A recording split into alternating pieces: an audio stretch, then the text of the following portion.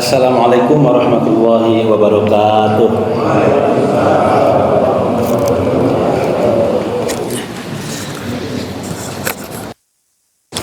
Bismillahirrahmanirrahim. Alhamdulillahi rabbil alamin. Wa bihi nasta'in ala umuri dunya waddin. Wassalatu wassalamu ala asyrafil mursalin sayyidina Muhammadin wa ala alihi wa sahbihi ajma'in, amma ba'du. Faqala Allah ta'ala fi kitabihil karim, ya ayyuhalladzina amanu taqullaha haqqa tuqatih wa la tamutunna illa wa antum muslimun. Bapak-bapak, ibu-ibu, hadirin jamaah yang saya muliakan, yang dirahmati, yang diberkahi oleh Allah Subhanahu wa taala. Alhamdulillah, pada subuh yang berkah ini kita dapat hadir dalam melaksanakan ibadah kita kepada Allah, menunaikan kewajiban kita kepada Allah. Semoga seluruh rangkaian ibadah dan amal soleh kita diridhoi dan diberkahi oleh Allah Subhanahu wa taala. Salam dan sholawat tercurah kepada Nabi besar Muhammad sallallahu alaihi wasallam yang telah membawa umat manusia minazulumati ila nur. Bapak-bapak, ibu-ibu yang saya muliakan, pada kajian pekan yang lalu kita sama-sama membedah barangkali kemarin ya secara literal surah Al-Isra ayat 1 dan surah An-Najm dari ayat 1 sampai ayat 18 ya. Dan hari ini kita masih barangkali menyampaikan tentang 9 hikmah ya. 9 hikmah yang terdapat dalam ayat-ayat tersebut ya. Hikmah yang pertama, bahwa kita diperintahkan oleh Allah untuk banyak bertasbih kepadanya. Dan juga Rasul menyampaikan kepada kita untuk senantiasa bertasbih kepada Allah, mensucikan Allah. Dan ini sejalan dengan bunyi surah Al-Isra ayat 1 yang diawali dengan subhana ya, maha suci Allah, yang artinya litanzih ya, bahwa itu adalah zat yang sempurna ya, yang sempurna sifatnya ya, memiliki sifat-sifat yang baik dan kesempurnaan. Mustahil bagi Allah memiliki sifat buruk ya. Mustahil bagi Allah memiliki sifat kekurangan ya. Semua yang ada pada Allah pasti kesempurnaan. Kesempurnaan kebaikannya, kesempurnaan keagungannya, keagungan yang sempurna, kekuasaan yang sempurna, ilmu yang sempurna, hikmah yang sempurna, keadilan yang sempurna. Nah, itu kata subhana, itu artinya kesempurnaan dari maha suci Allah dari sifat kekurangan. Bagi manusia ada yang mustahil, bagi Allah nggak ada yang mustahil gitu ya. Manusia ada yang mengatakan nggak mungkin, bagi Allah nggak ada yang istilah nggak mungkin ya. Semua bagi Allah itu mudah dan mungkin terjadi karena Allah punya sifat apa? Subhana tadi ya, sifat suci ya, suci ya. Kudus apa? Kudusun, suci ya. Makanya kita diperintahkan oleh Allah dan Rasul untuk banyak bertasbih ya, bertasbih kepada Allah pada pagi dan petang ya. Dalam surah Al-Ahzab misalkan ayat 41 42 ya, ya ayyuhalladzina amanu dzkurullaha dzikran katsira wasabbihuhu bukratan wa asila. Nah, itu surah Al-Ahzab ayat berapa? 41 42. Kita disuruh banyak berzikir kepada Allah, bertasbih kepada Allah setiap saat. Bahkan Rasul mengatakan bahwa tasbih itu akan memberatkan timbangan di akhirat. Jadi kalau kita merasa kurang timbangan kebaikan, di antaranya itu bisa di apa ya, ditopang ya, di-upgrade dengan tasbih ya. Bertasbih aja. Karena ringan di lisan kan. Dia ringan di lisan tapi berat di timbangan ya. Saya pernah menyampaikan dalam kajian yang lalu, kalimatani khafifatani fil lisan wasaqilatani fil mizan ya. Subhanallah wa bihamdi. Jadi ada dua kalimat, dua kata ya, yang ringan di lisan tapi memberatkan di timbangan di akhirat. Apa itu? Subhanallah wa bihamdi. Jadi maha suci Allah ya, dengan segala kesempurnaannya ya, kesempurnaannya dan segala keagungan, puji-pujian hanya milik Allah. Jadi Bapak Ibu rahimakumullah, pesan yang pertama di dalam ayat tersebut, hendaklah kita banyak bertasbih kepada Allah dan mengembalikan semua keagungan, ketakjuban ya yang kita saksikan dan itu kepada Allah sebagai penciptanya ya. Jadi kalau kita melihat misalkan ya keindahan pemandangan laut, gunung, kembalikan aja kepada yang punyanya. Subhanallah. Nggak usah disebut astaga, nggak usah. Buset deh, nggak usah. Itu bukan karakter orang yang beriman itu. Orang beriman itu selalu mengembalikan segala ketakjuban, keagungan yang dilihat sehari-hari dalam fenomena kehidupan dikembalikan kepada Allah. Maka tidak pernah dia merasa merasa wah gitu, biasa-biasa aja dia. Karena semuanya milik Allah. Ya, melihat sesuatu yang indah, yang bagus, ya, yang menakjubkan, ya kembalikan kepada Allah. Subhanallah. Karena semuanya ciptaan Allah. Termasuk juga Isra Mi'raj. Peristiwa yang agung ini kan juga bagi Allah mudah saja. Ya. Dulu Nabi Ibrahim ketika dibakar oleh Raja Namrud ya, mudah aja bagi Allah menjadikan api jadi dingin gitu. Jadi kalkulasinya kan Ibrahim terbakar kan, jadi abu gitu. Tapi Allah berkehendak lain, mudah aja bagi Allah. Kata Allah ya ayat wanar kuni barda wassalama ala Ibrahim. Hai api, dingin kamu dan selamatkan Ibrahim dari panasmu itu. Ibrahim ya malah selamat dari kobaran api ya. Nabi Musa gampang saja ketika umatnya sudah ketakutan, kekhawatiran ya, karena di depannya sudah laut terbentang ya tanpa ujung gitu. Di belakangnya Fir'aun ya dengan pasukannya yang siap menerkam lah, karena kita tahu Fir'aun itu dedegar gitu, apa dedegar itu ya, kejam gitu ya, nggak punya welas asih kan. Dulu ada kebijakan yang monumental itu ya Bapak sekalian ya, PR, peraturan Fir'aun ya. PP apa ya? PP PF ada peraturan Fir'aun, barang siapa yang lahir anak laki-laki bunuh semua, kan gitu ya.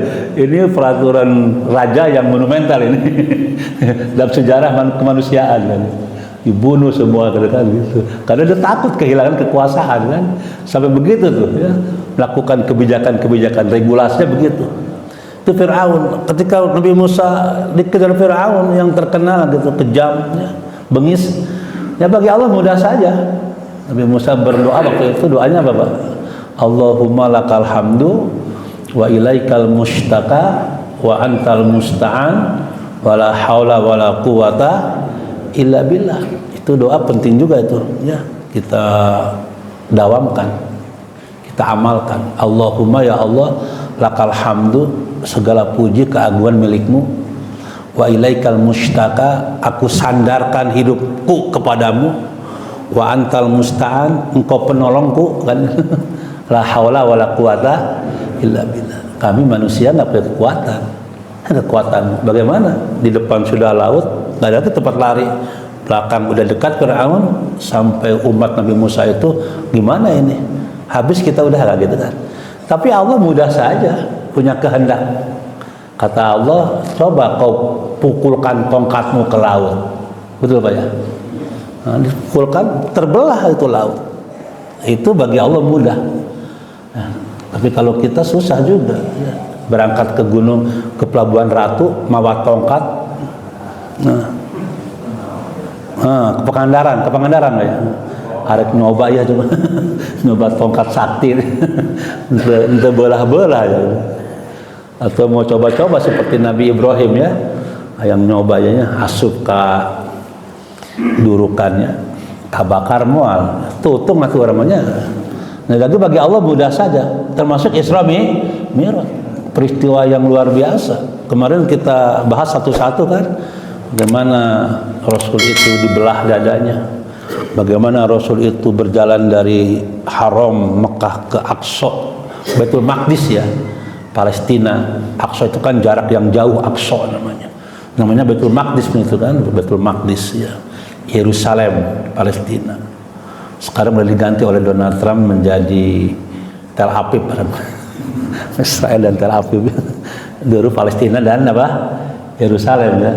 Baik Bapak sekalian, jadi itu kan perjalanan yang jauh waktu itu ya, karena nggak ada pesawat ya, masih pakai onta kan, yang perjalanan 40 hari 40 malam itu, arbauna laila, kurang lebih normalnya begitu. Belum lagi bicara ke Sidratul Muntaha. Sidrat itu tempat yang paling ujung. Sudah langit, ujungnya lagi ada namanya Sidratul Muntaha. Muntaha kan ujung namanya. Dan Allah sebut 4 kali dalam Al-Quran kan, surah Saba kan, ayat berapa? 16, surah Al-Waqiah ayat 28, dan surah An-Najm kemarin ya, ayat 14, 16 itu 2 ayat. Jadi Allah sebut Sidrat itu 4 kali, yang artinya apa? Pohon sidr. Apa sidr itu? Apa pohon sidr ya? Ya nanti dilihat ya, itu pohonnya, karena digambarkan apa? Bidara, betul. Pohon bidara ya. Pohon bidara, betul, sidr itu kan. Seledri, bukan seledri kali ya. Bidara. Jadi jauh tuh, meliputi ya, diliputi oleh makhluk-makhluk ya. Ya konon juga ada pohonnya yang di situ buahnya sebesar apa? Gentong-gentong, kendi-kendi gitu ya. Pohonnya seperti pohon kuping gajah ya. Setiap daunnya maksudnya daunnya ya, dahan-dahannya itu mutiara, emas dan gitu, digambarkan ya sesuai dengan akal kita lah gitu kan. Dan malaikat bergelantungan setiap daun itu kan, bertasbih, bertahmid ya. Ya, kalau Pak Eko kemarin bertanya apa tugasnya Jibril, siapa tuh ya?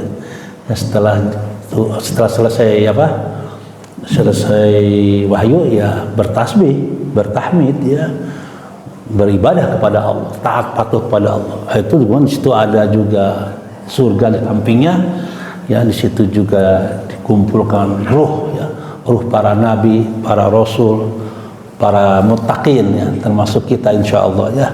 Ruh kita di situ berkumpul gitu. Itu Sidratul Muntaha digambarkan keindahannya. Dan Rasul itu dalam keadaan sadar, ruh dan jasad, ruh dan jasad, melihat, bahkan nggak berkedip, nggak bergeming gitu penglihatannya itu. Begitu linuril min ayatina. Ya, bagi Allah mudah saja. Subhana, Subhana. Maka ini perjalanan tauhid, peristiwa tauhid, peristiwa keimanan. Ya. Maka harus didekati dengan pendekatan keimanan. Akan sampai kita dan mudah menerimanya. Seperti Abu Bakar Siddiq. Maka pesannya kita tidak boleh ya meragukan tentang kesempurnaan Allah gitu. Bertasbihlah setiap saat kepada Allah. Dan melihat keindahan, keagungan, kembalikan kepada Allah. Subhanallah. Melihat istri bangun tidur, kita pandang istriku, subhanallah. Dahdiran misalkan kan, atau istri ke suami kan, subhanallah. Tapi kalau istri sudah mandi, sudah bersolek, masya Allah gitu. Itu bedanya. Kalau masih orisinil, subhanallah gitu. Kalau sudah bersolek, masya Allah gitu. Jadi kalau bangun tidur, ibu-ibu lihat suaminya, subhanallah, suamiku ya, dahdirna kemana-mana itu. Subhanallah. Tapi kalau sudah mandi, pakai minyak wangi dan sebagainya, masya Allah. Karena sudah ada campur tangan manusia di situ. Jadi Bapak sekalian melihat keindahan gunung, ya, keindahan laut, keindahan langit. Ya. Kalau kita sore-sore masuk tol, kelihatan sekali itu ya, Lembayung Sutra di ufuk mulai bercahaya. Itu lagu siapa tuh ya? Krisya Pak ya? apa bukan Lembayung Sutra itu pernah dengar waktu kecil itu Lembayung Sutra di ufuk mulai bercahaya ya. Ada keindahan kan diungkapkan melalui seni ya. Subhanallah, kita apa subhanallah aja, subhanallah, karena semuanya dah kekuasaan Allah, kesempurnaan Allah. Jadi bagi Allah mudah saja, termasuk peristiwa Isra Mi'raj. Jadi subhanalladzi asra itu berikan pelajaran buat kita agar kita selalu mendekatkan kepada Allah melalui terus mensucikannya dalam setiap saat. Apapun yang terjadi dalam fenomena kehidupan kita, dalam diri kita, keluarga, masyarakat, atau mungkin dalam ciptaan Allah ini, subhanallah. Coba lihat surah Ali Imran kan? Ali Imran ayat 191 lah, 2 ayat ya. Jadi di ujung ayat 191 itu disuruh kita untuk bertasbih kepada Allah. Ketika melihat kekuasaan Allah dengan ciptaannya, matahari, bulan, bintang, langit ya, maka dikembalikan kepada Allah. Inna fi khalqis samawati wal ard, sesungguhnya pada penciptaan langit dan bumi, waqtilafil laili wan nahar, bergantinya siang dan malam, la ayatil ulil albab, itu semua tanda-tanda kekuasaan Allah bagi orang yang berpikir ya, yang berpikir. Siapa orang yang berpikir itu? Ulul albab disebut oleh Allah. Alladzina yadhkurunallaha qiyama wa qu'uda wa ala junubihim, orang yang selalu zikir kepada Allah, ingat kepada Allah ketika berdiri, duduk, berbaring, dimanapun, kapanpun, kondisi apapun, tetap ingat kepada Allah, manteng manah anak ke Allah gitu ya, nggak pernah lepas dari ingat kepada Allah dalam segala keadaan. Kemudian wa yatafakkaruna fi khalqis samawati wal ard, dan mentafakuri ciptaan Allah yang terbentang di alam semesta ini. Allah ciptakan langit tanpa tiang, Allah ciptakan matahari menerangi kita, Allah ciptakan udara tanpa batas kita hirup. Apa ujungnya? Rabbana ma khalaqta hadza batila subhanaka faqina adzabannar. Jadi orang-orang yang beriman itu ketika melihat kebesaran Allah, kesempurnaan Allah, kekuasaan Allah, keagungan Allah dengan ciptanya ini, selalu mengembalikan kepada penciptanya dengan kata-kata subhanallah. Bapak Ibu sekalian, mari kita terus basahi lidah kita dengan subhanallah. Dalam kitab Ihya Ulumuddin ada juga tuh Imam Al-Ghazali mengajarkan kita subhanallah wa bihamdihi subhanallahil azim la haula wala quwata illa billah. Satu tuh ya, subhanallah wa bihamdihi subhanallahil azim astaghfirullahal azim. Nah, itu amalin tuh Pak ya. Apa?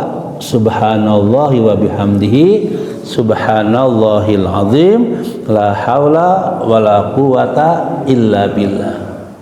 Satu lagi apa? Subhanallah wa bihamdihi subhanallahil azim astaghfirullahal azim. Nah itu. Jadi ditambah dengan la haula, tambah dengan astagfirullah, istighfar. Nah, itu sebenarnya punya hikmah, apa? Punya fadilah masing-masing ya. Bapak Ibu rahimakumullah, jadi pesan yang pertama, peningkatan ya tasbih kita kepada Allah merupakan hikmah yang kita ambil dari peristiwa Isra Mi'raj. Karena Allah mengawali ayatnya dengan kata apa?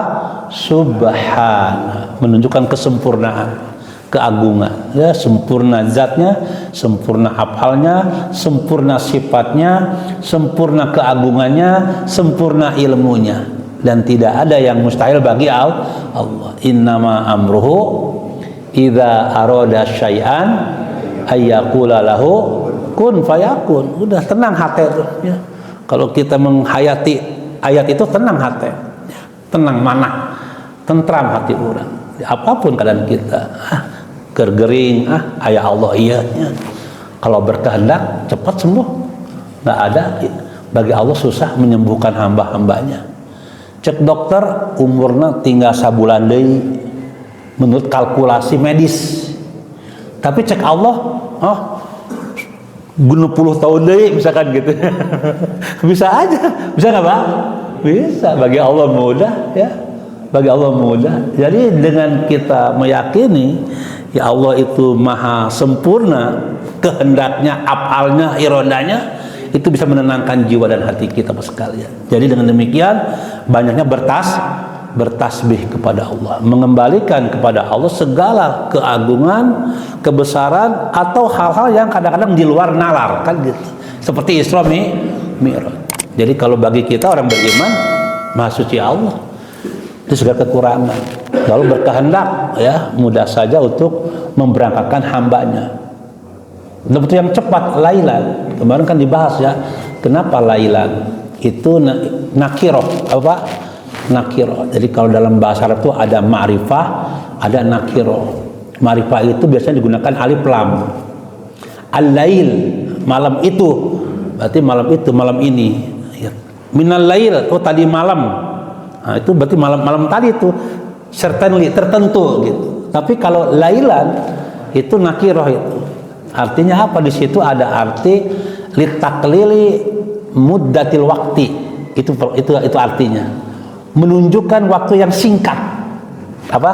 Yang singkat. Bayangkan dari Mekah ke Palestina ke ujung langit kan itu cepat gitu kan, lailan ya, waktu yang cepat gitu kan.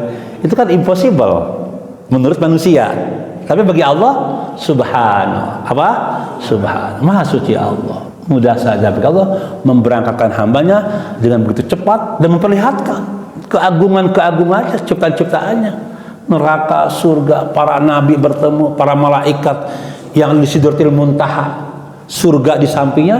Bagi Allah mudah saja melihat pada hambanya. Itulah peristiwa keagungan Isra Mi'raj ya, subhanallah. Kemudian yang kedua, hikmah yang kedua, bi abdihi, subhanalladzi asra bi abdihi. Abdun itu hamba sekali. Jadi kalau Allah menyebut kata abdun dalam Al-Quran, itu menunjukkan kecintaan Allah pada hambanya, sayang Allah pada hambanya. Sama dengan kita orang tua kalau memanggil anak kita, kalau anak kita soleh, oh tambah senang. Bager, kasep, kan gitu Pak. Benar nggak Pak? Kasep, bager, soleh, gelis, ya pinter. Ada bapak memanggil anak atau incu bodoh siapa dia? Nggak ada. Pasti pinter. pinter cucu abah nu pinter kan dia sayang kan gitu, sayang gitu. Itu tanda sayang, itu tanda cinta itu. Ya, bager, gelis, kasep, pinter, soleh. Nggak pernah bodoh kan dia, goreng patut kan dia, cucu abah nu goreng patut kan dia, nggak pernah. Pasti anu kasep, anu gelis. Allah kalau memanggil hambanya, baik yang dicintai dan yang nggak dicintai, maksudnya gini, baik hamba itu yang berbuat maksiat maupun yang taat dipanggil dengan kemuliaan, dengan panggilan yang menunjukkan kasih sayang maksudnya. Biasanya kata abdun, apa? Abdun. Jadi kalau Allah memanggil kita dengan abdun, itu Allah sayang ke kita. Makanya Abdullah, apa? Abdullah, hamba-hamba Allah. Nah, nanti lihat misalkan dalam surah bos kalian Al-Hijr. Itu tadi Al-Isra ayat 1 ya, pangkanya kan. Al-Hijr ayat 49 dan 52 ayat ya. Kemudian Az-Zumar yang sering kita ungkap, Az-Zumar ayat 53. Al-Furqan ayat 63. Nah, ini kita baca ayatnya ya. Surah Al-Hijr ayat 49 Allah sebut Nabi ibadi, apa? Nabi ibadi, kabarkan kepada hambaku, apa? Kabar pada hambaku, Anni ana al-ghafur ar-rahim, bahwa aku ini kata Allah zat yang maha pengampun dan maha pengasih. Jadi itu menunjukkan Allah itu mengampunilah hamba-hambanya gitu kan. Begitu sayangnya pada Abdullah, hambanya kan, hamba Allah. Sama kita punya anak kita gitu, cucu kita kan gitu, sayang. Sampaikan kepada anak-anakku, cucu-cucuku, bahwa abah ini nyah karanjeun gitu kira-kira. Gitu Pak ya. Kalau kita ungkapan dalam bahasa yang ya kita lah manusia. Ini Allah maha sempurna, sayangnya, kasihnya. kasihnya tak pernah pilih kasih, sayangnya tak pernah pilih sayang, tak terbilang ya. Makanya Allah sampaikan, nabi ya ibadi, nabi ibadi, sampaikan kepada hambaku, digunakan kata abdun oleh Allah. Nabi ibadi, sampaikan ke hambaku, anal ghafurur rahim, sesungguhnya aku adalah Tuhan yang pengampun, maha pengampun dan maha penyayang. Jadi mengampuni dosa-dosa hambanya. Anu taat disayangi, anu taat diampuni, gitu kira-kira. Nanti lihat juga dalam surat apa? Az-Zumar kan, ayat 53. Digunakan kata ibad juga oleh Allah, hamba. Qul ya ibadiyalladzina asrafu ala anfusihim la taqnatu min rahmatillah innallaha yaghfirudz dzunuba jami'a innahu huwal ghafurur rahim. Selalu gitu ujungnya, Ghafur Rahim. Katakan hai Muhammad, wahai hamba-hambaku yang berbuat maksiat. Nah ini, jadi wahai hamba-hambaku yang lupa kepada aku, yang suka berbuat maksiat, yang tidak pernah sholat, kerjaannya berbuat doraka ke Allah, tapi dipanggil juga dengan panggilan yang indah tadi, ya ibadi, apa? Ya ibadiya, wahai hamba-hambaku yang tukang berbuat maksiat. Itu begitu artinya sebenarnya, tapi Allah menyebut dengan yang melampaui batas pada dirinya sendiri gitu. Apa? La taqnatu min rahmatillah, jangan kalian putus asa dari rahmat Allah. Kenapa? Innallaha yaghfirudz dzunuba jami'a, karena Allah mengampuni semua dosa kalian. Begitu Allah mengatakan, apapun dosa kita Allah ampuni, asalkan masuk pada surah At-Tahrim ayat 8. Apa itu? Ya ayyuhalladzina amanu tubu ilallahi taubatan nasuha, asalkan tobat nasuha Allah ampuni. Karena setelah itu asallahu ayyukaffiru ankum sayiatikum, dengan tobat nasuha Allah akan menghapuskan semua dosa-dosa kita, termasuk dosa syirik. Apa? Dosa syirik yang Allah sampaikan dalam surah An-Nisa ayat 48 dan 116, innallaha la yaghfiru ayyushraka bihi, Allah tidak mengampuni dosa syirik. Tapi ketika kita baca ayat tadi, begitu sayangnya Allah pada hamba-hambanya, Allah sampaikan semua dosa aku ampuni, kata Allah. Az-Zumar itu ayat 53. Jangan putus asa, jangan bersedih hati kalian hamba-hambaku, karena kalian Abdullah, ibadullah, hamba-hambaku, maka semua dosa aku ampuni asalkan tobatan nasuha. Kan begitu, itu bentuk kasih sayang. Jadi ketika disebut abdun, itu menunjukkan Allah kasih pada hambanya, Allah sayang kepada hambanya. Makanya nanti dalam surah Al-Furqan ayat 63, nah ini tadi kan, tadi kalau Az-Zumar ayat 53 itu Bapak sekalian, itu Allah panggil hamba-hamba yang apa? Hamba-hamba yang berbuat dosa. Al-Furqan ayat 63 itu juga disebut hamba Allah, tapi di hamba Allah yang baik yang taat. Al-Furqan ayat 63 sampai 77 lah. Itu berapa ayat tuh? Itu dibaca sampai akhir. Karena Al-Furqan itu hanya 77 ayat. Jadi di ayat terakhir itu wa ibadur rahman, apa? Wa ibadur rahmanil ladzina yamshuna 'alal ardi hauna wa idza khatabahumul jahiluna qalu salama. Nanti ayat itu tentang hamba-hamba Allah yang dikasihi oleh Allah, yang disayang oleh Allah, yang istimewa. Nah, itu Allah sebutkan 8 karakter pada ayat tersebut. Al-Furqan ayat 63 sampai 77 lah, 76 dengan balasannya dari Allah. Nanti kita bahaslah ya minggu-minggu depan insyaallah ya, untuk Al-Furqan ayat 63 sampai 77. Itu penting juga karakter ibadur rahman. Apa? Ibadur rahman. Nah ini semuanya bapak-bapak, semoga ibadur rahman ya. Hamba-hamba Allah yang istimewa. karena terlihat dari wajah-wajahnya ya, terpancar wajah ibadur rahman insyaallah. Amin ya Allah ya rabbal alamin. Karena ternyata ibadur rahman itu di ujung ayat itu Al-Furqan ayat 75-76-nya, wah itu diberikan kemuliaan oleh Allah. Bahkan nanti disambut di akhirat tahiyatan wassalaman. Apa? Tahiyatan wassalaman. Wilujeng sumping gitu. Apa Pak? Wilujeng sumping hamba-hamba anu soleh, nu balarager, anu taat gitu maksudnya. Itu ibadur rahman. Ibadur rahman. Isra Mi'raj, kembali Isra Mi'raj digunakan kata abdun. Nah, Pak. Subhanalladzi asra bi abdihi. Itu banyak pengertian abdi itu. Ada yang mengartikan dalam tafsir kenapa abdun menunjukkan ruh dan jasad. Begitu juga ada penafsirannya. Jadi Isra Mi'raj itu bukan hanya ruh saja, tapi ruh dan jasad. Menunjukkan juga yakzoh. Yakzoh itu bentak, sadar gitu. Bukan dalam tidur ya, dalam apa namanya alam di bawah sadar bukan, tapi sadar. Makanya ketika Nabi melihat Jibril kan matanya tidak berkedip, tidak pokoknya ketakjuban. Melihat juga malaikat di Sidratil Muntaha, melihat makhluk-makhluk Allah yang begitu indah, mutiara, jawab macam-macam banyak tuh. Melihat para malaikat surga neraka itu kan dilihat.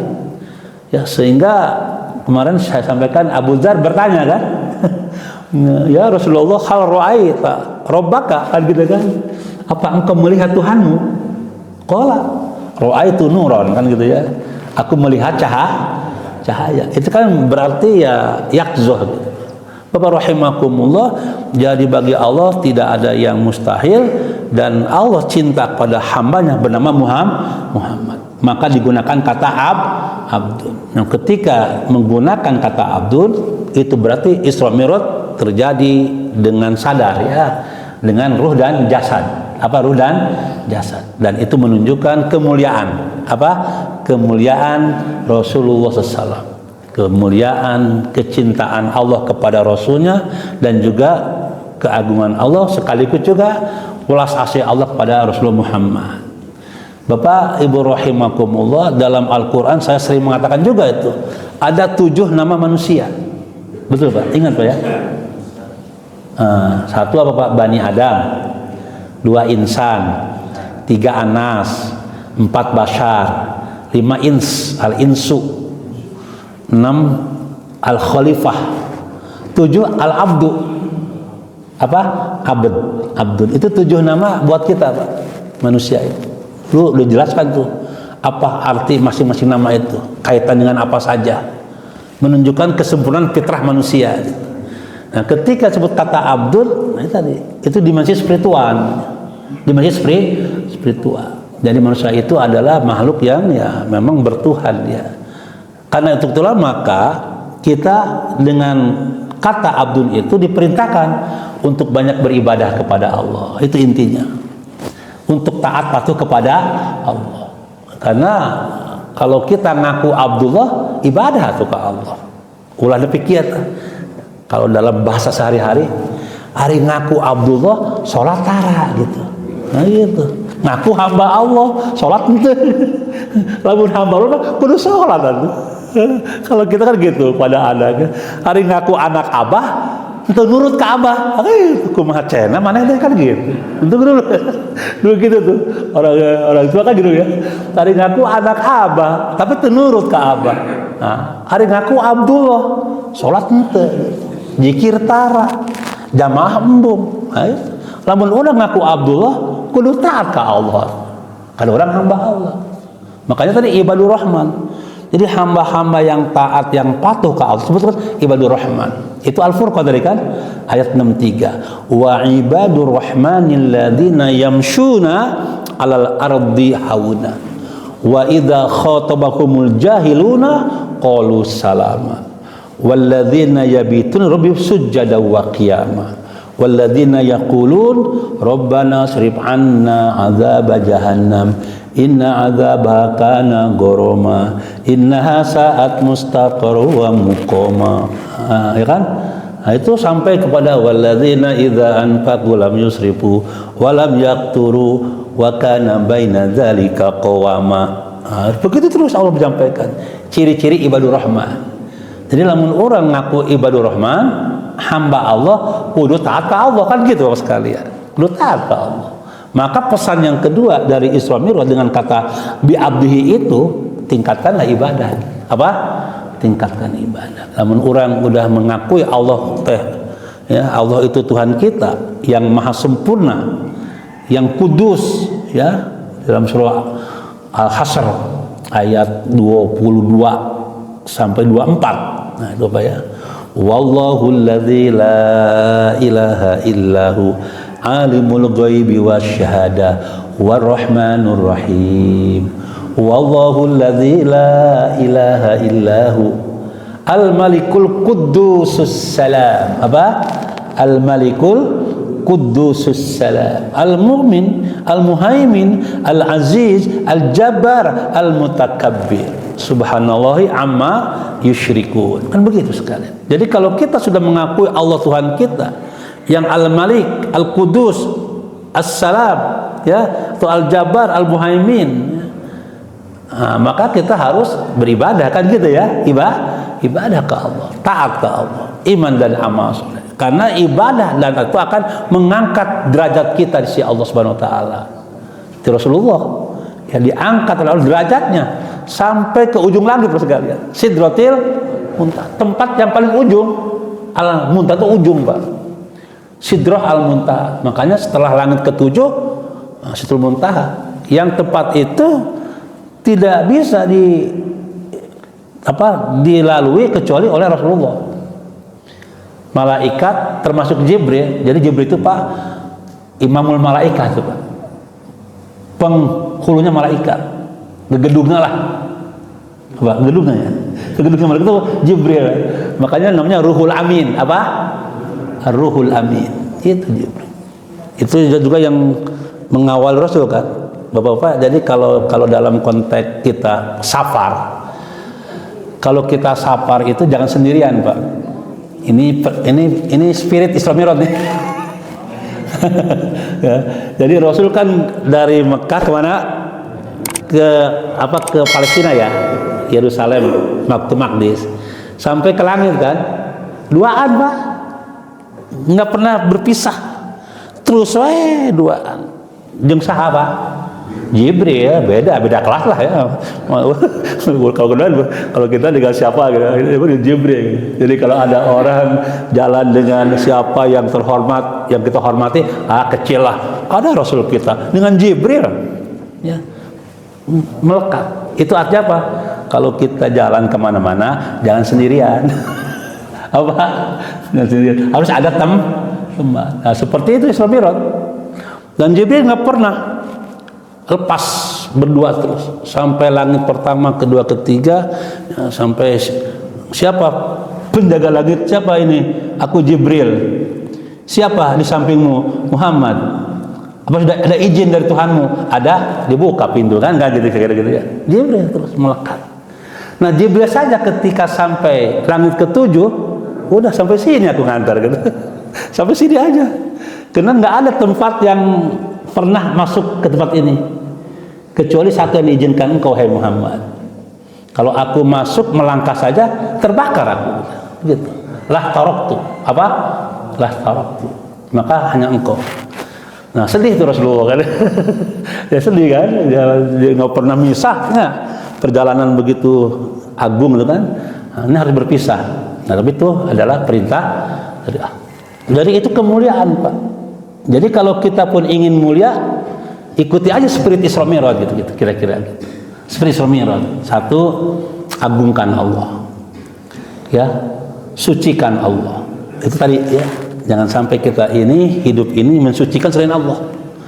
Jadi orang yang beriman selalu mengembalikan semua urusan kepada Allah. Subhanallah. Boga duit, subhanallah kan. Melihat keagungan, subhanallah. Melihat keindahan, subhanallah. Jadi itu subhanallah. Yang kedua apa? Ibadah. Tingkatkan apa? Ibadah. Tingkatkan amal soleh.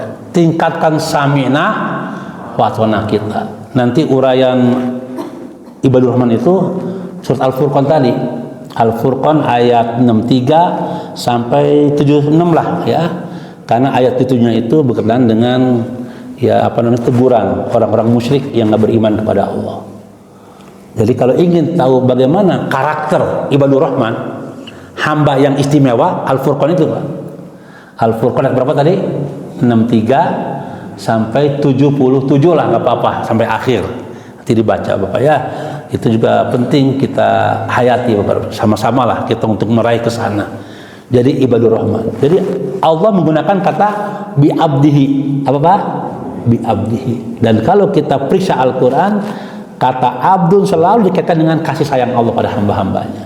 Ya, Allah akan mengangkat derajat hambanya ya ke derajat yang mulia, yang tinggi ketika hambanya menjadi ya hamba Allah yang sesungguhnya ya, yang beriman, yang beramal soleh, yang taat, yang patuh, yang beribadah kepada Allah. Itu yang kedua Pak ya, abdun ya. Yang ketiga tadi lailan. Nah, ini juga sering ya kita juga membahas ya. Lailan itu artinya malam Pak. Apa? Di malam hari. Jadi saya sering mengatakan bahwa banyak kejadian-kejadian dalam sejarah kenabian terjadi di malam hari Pak. Betul Pak ya? Banyak kejadian-kejadian penting yang mulia dalam sejarah para nabi di malam hari Pak. Terjadinya itu. Contohnya misalkan Nabi Musa mendapat wahyu di Bukit Tursina Pak. Gimana Pak? Bukan di Gunung Salak bukan Pak? Bukit Tursina ya. Jadi di Bukit Tursina. Jadi Nabi Musa itu mendapat wahyu dari Allah. Sesuai firman Allah dalam Al-Qur'an, wa kallamallahu Musa taklima. Jadi Allah memberikan Musa berbicara dengan Musa. Beberapa pembicaraan. Artinya wahyu di situ. Makanya Musa disebut kalimullah. Nanti kalau ada kuis berhadiah, siapa nabi yang dijuluki kalimullah? Nabi Musa. Nah, itu betul jawabannya. Ada juga nabi namanya Khalilullah. Siapa itu Pak? Ibrahim. Wattakhadha Ibrahima khalila. Nah, itu Khalilullah namanya. Apa Pak? Khalilullah. Kalau Muhammad apa? Habibullah, nah, Rasulullah dan Habibullah ya, kekasih Allah ya. Habib apa? Habibullah ya, Muhammad SAW. Bapak sekalian, Nabi Ibrahim Khalilullah itu juga menerima wahyu di malam hari Pak. Itu surah As-Saffat kan 1-2. Ini arafil manam. Jadi ketika beliau ngomong kepada putranya Ismail, wahai anakku Ismail, tadi malam ayah mimpi. Ya kan, tadi malam kan ayah bermimpi. Mimpi ayah apa? Allah memberi wahyu pada ayah untuk menyembelih engkau. Gimana pendapatmu? Wah, ini berat ini ya. Ini Nabi itu ujiannya berat ya. Kita disuruh menyembelih apa? Kambing kan? Nah, dengan apa? Dengan sapi. Nah, dulu Nabi Ibrahim menyembelih putranya sebagai bentuk ujian. Apakah lebih cinta ke anak daripada ke Allah gitu, kira-kira gitulah. Ini malam hari juga terjadi. Nuzulul Quran. Siang malam, Pak? Malam. Pertama Quran turun itu di malam hari. Makanya ayatnya inna anzalnahu fi lailatul qadr. Lailah. Makanya banyak orang yang 10 hari apa? Bulan Ramadan itikaf Pak ya. Itikaf malam Pak ya. Bangun malam makanya itikaf siang dan malam lah ya. Pertama malam hari bangun untuk mencari apa Pak? Lailatul Qadar. Nah, sekali itu malam hari. Termasuk Isra Mi'raj. Nah, ini juga harus menjadi perhatian buat kita orang beriman. Kenapa malam hari gitu kan? Ya, ternyata banyak ayat-ayat Al-Qur'an yang menunjukkan keutamaan malam hari, Pak. Contohnya di malam hari ya tadi para nabi dapat wahyu. Di malam hari Allah mengangkat derajat hambanya ke tempat yang paling ujung di atas langit. Di malam hari Allah akan angkat ke derajat yang mulia, maqamam mahmudah. Di malam hari orang yang dibangun diberikan oleh Allah predikat ibadur rahman. Di malam hari dosa-dosa itu akan terampuni. Di malam hari kita dekat dengan Allah. Jadi orang dekat dengan Allah di malam hari, Pak. Di malam hari doa itu nggak ada sekatnya, nggak ada barrier, nggak ada hijab dengan Tuhan. Kalau istilah HP itu sinyalnya kencang itu, nggak ada hambatan. Di malam hari dosa-dosa berguguran. Kalau kita ibadah di malam hari, ya sehat badan kita, kata Allah begitu, kata Rasul, ya.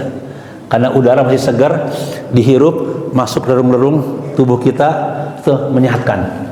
Banyak hikmah malam hari. Tapi ngapain? Nah kan gitu, nggak semuanya. Kalau main gapeh, enggak dong. Peting-peting, sapeting jemputnya, nonton bola enggak peting. Itu menang teman. Bola sekali-kali boleh lah, Pak. Kalau Piala Dunia, Pak ya. Apa, Pak? Piala Dunia nonton bola, ya sekali-kali. Ya. Setelah tahajud nonton bola gitu ya. Tapi kalau enggak peting nonton bola, bangun malam. Tapi yang dilakukan nonton bola, bangun malam, ngawangkong, ngomongkan batur, itu menang teman-teman. Makanya dalam Al-Quran banyak. Nanti contohnya ayat Al-Muzammil.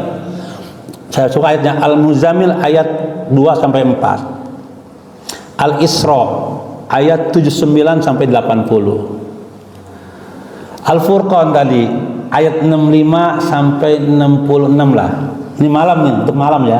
Ngapain aja malam itu supaya dapat itu semua tadi. Dapat rahmat, ampunan, dosa terhapuskan, diangkat derajat yang mulia, itu kan? Sehat lahir batin, kokoh teguh jiwa kita. Itu di malam hari. Ngapain aja? Tadi ayatnya.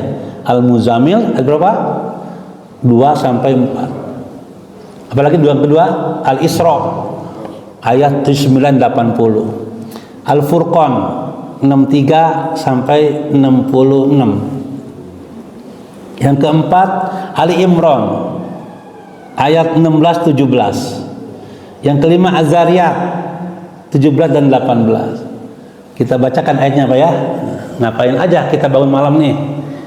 Apa yang kudu kita lakukan di malam hari supaya dapat itu semua tadi? Tempat yang terpuji, ampunan Allah, rahmat Allah, keberkahan. Ya Pak ya? Nah, ngapain aja? Nah, itu coba lihat dari awal tadi Al-Muzammil. Ya ayyuhal muzammil. Wahai orang berselimut anu ngaringkuk. Oh, hujan kieu mah ngaringkuk ngeuna. Dipanggil oleh Allah. Ini Rasulullah. Ya ayyuhal muzammil. Hei orang anu ngaringkuk. Berselimut kan? Nges ngaringkuk maka selimut deui. Waduh enak itu. Hujan kieu nya. Kumil laila. Apa? Kumil laila illa qalila. Bangun malam kau. Sedikit aja. Gunakan malammu kata Allah. Tong loba-loba. Seetik ya. Aunkus alai qalila. Setengah malam atau maju sedikit. Seperti auzid alaihi atau tambah sedikit sepertiga namanya. Tambah sedikit. Apa yang dilakukan? Warattilil Qur'ana tartila. Jadi bangun malam ibadah ke Allah, baca Al-Qur'an. Itu perintah baca Al-Qur'an, Pak. Surah apa? Al-Muzammil ayat 1-4. Nanti temanya inna sanulqi 'alaiha qaulan tsaqila. Kita temanya. Kemudian yang kedua tadi Al-Isra ayat 9. Ngapain bangun malam? Tahajud, Pak. Tahajud. Nah itu kenapa tahajud? Maqamam mahmuda. Karena Allah sediakan tempat yang terbaik, terpuji, derajat bagi orang yang tahajud. Itu ayatnya tadi. Wa minal laili fatahajjad bihi nafilatal lak. Asa ayab'asaka rabbuka maqamam mahmuda. Dari sebagian malam bangun kata Allah. Ayo hudang sebagian malam. Untuk apa? Fatahajjad bihi nafilatal lak, untuk sholat tahajud sebagai ibadah tambahan bagimu. Mudah-mudahan dengan tahajud engkau diangkat oleh Allah ke derajat yang mulia, yang terpuji, maqamam mahmuda. Itu surah apa tadi? Al-Isra. Ayat 80-nya doanya.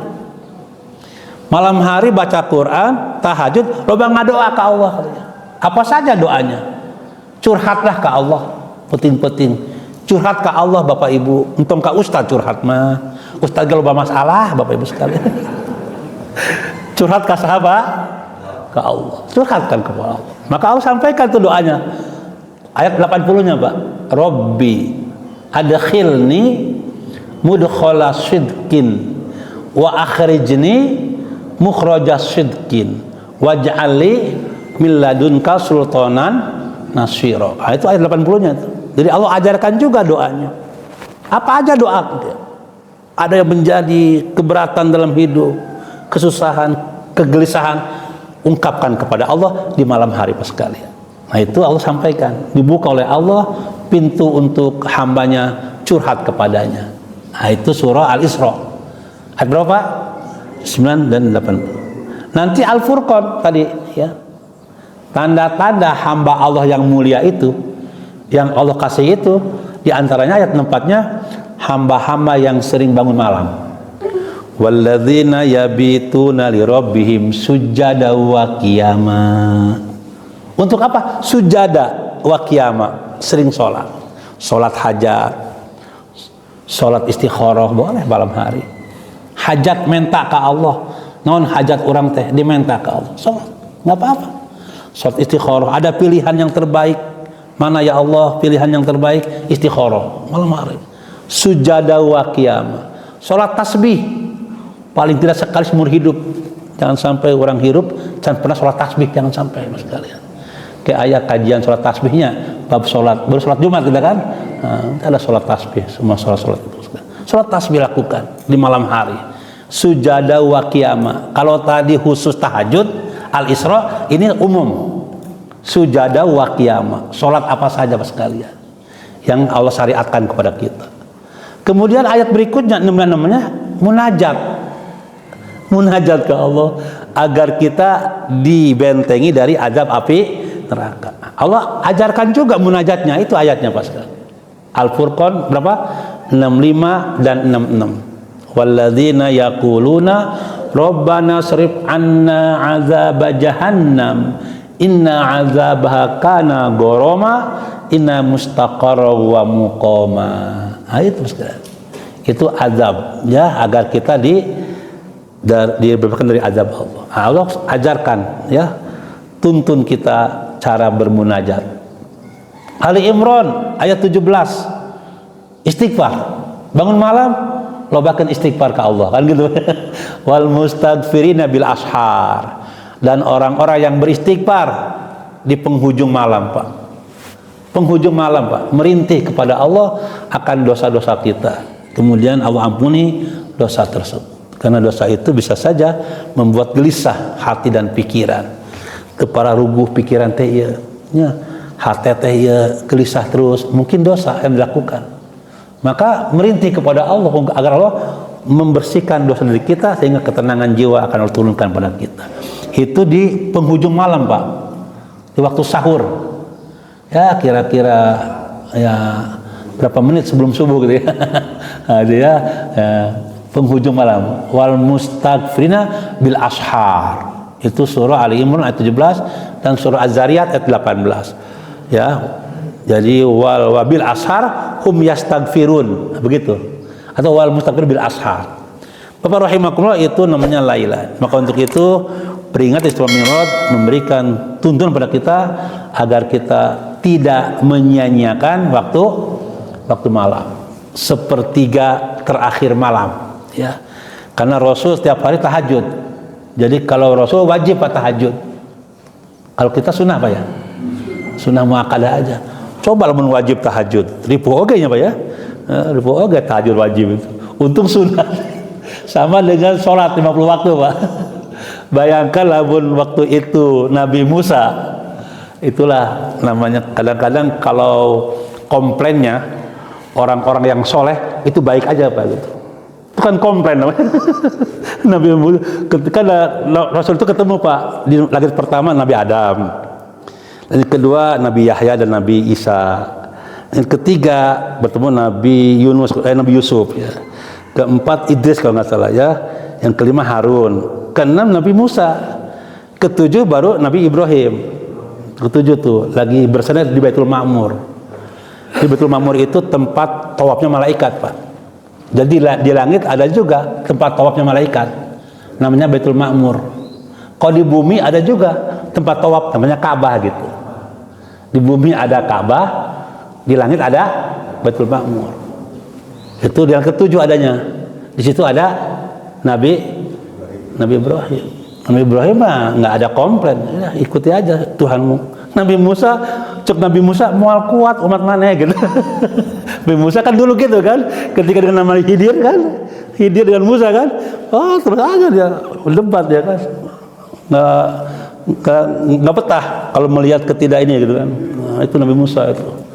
Jadi tapi komplainnya orang-orang yang soleh jadi baik juga Pak.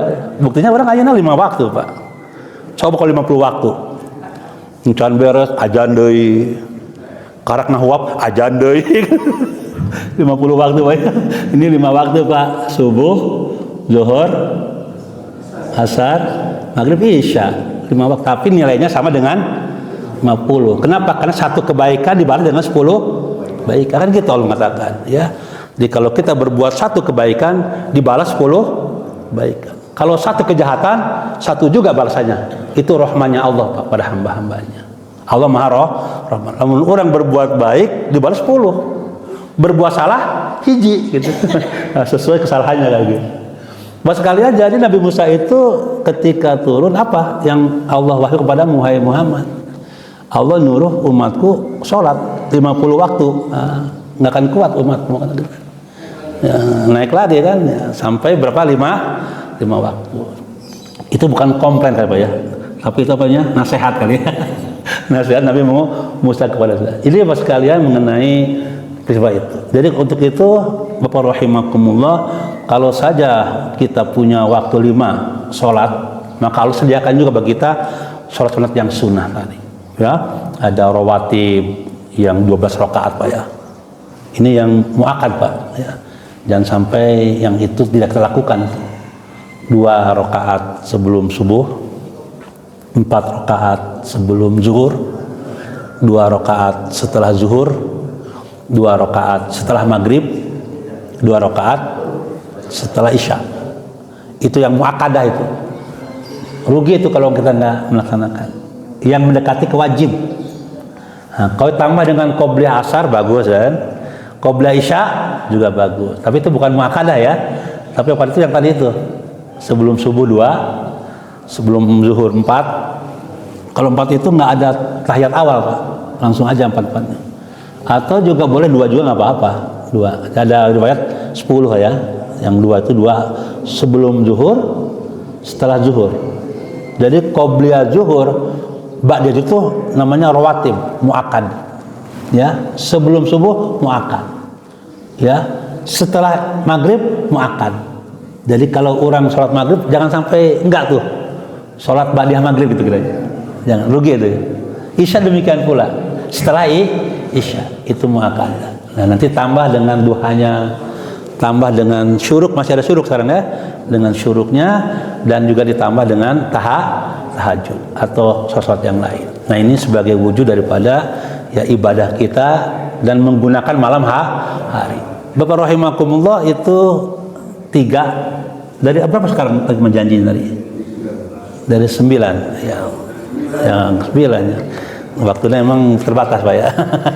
Nah, nanti sampai saya kayak kemarin Pak ya, 6:30 bablas tuh Pak. Itu bablas tuh kemarin tuh. Ya, 6:30 kita kan. Kemarin Pak ya, betul Pak ya. Nah, sekarang udah jam 6 aja nih ya. Jadi jam yang 4 sampai 9 ya nanti aja tahun depan kali Pak ya. Istomir tahun depan. Karena minggu depan udah kita bicara Al-Hikam kan. Minggu keempat kan melanjutkan kajian nasihat yang ketiga itu. Al-Hikam itu. Apa Pak? Ingat Pak yang ketiga itu? Kan belum tuntas tuh kan.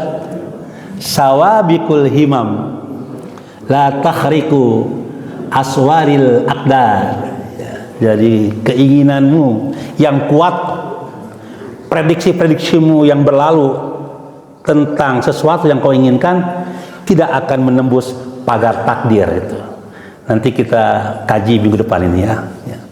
Keinginan kita yang kuat tidak bisa menembus pagar takdir Allah. Nah, itu nasihat yang ketiga dari Al-Hikam. Dan itu minggu keempat kita bahas kitab itu ya, Al-Hikam itu. Jadi minggu depan udah Al-Hikam tuh Pak. Nanti untuk yang ke-6 sampai yang ke-9 kalau ingat ngewe tahun harapnya Isra Mi'raj tahun depan. Berlanjutnya setahun lah gitu. Ada sholat Jumat pun belum tuntas ini. Sholat Jumat belum tuntas juga Pak ya. Jadi emang ngajinya ya variasi lah ya, tidak monoton. Bapak-bapak semoga semuanya sehat Pak ya, panjang dan berkah umur, sehat lahir dan batin. Allah berikan keistiqomahan kita untuk beriman dan beramal soleh, beribadah dan bertakwa kepadanya. Kemudian Allah berikan rezeki, ya rezeki dalam arti luas, ya dimudahkan urusan kita semua di muka bumi ini. Kemudian Allah juga berikan kepada kita ilmu yang bermanfaat, dan ketika meninggal kita husnul khotimah. Dan mudah-mudahan nanti insya Allah kita juga berkumpul di surganya Allah Subhanahu wa Ta'ala, di samping Sidratil Muntaha insya Allah. Amin ya rabbal alamin. Al-Fatihah.